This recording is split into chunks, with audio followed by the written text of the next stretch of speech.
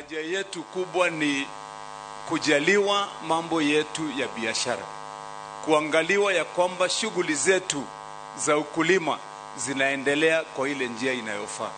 Na kwa hivyo, Your Excellency, kitu moja yenye niko na haki naye ni kwamba sisi tumeona maslahi yetu umeangalia, biashara zetu umetuangalia, hali yetu ya ukulima, Your Excellency, umetuangalia.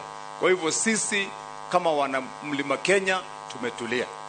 Ukitushikilia vile tumeona mambo ya kahawa, mambo ya majani, mambo ya maziwa, mambo ya mchele, mambo ya avocado, macadamia, na ukifika kule kwetu Embu na Meru mambo ya muguka na miraa, we uko sawa, Your Excellency.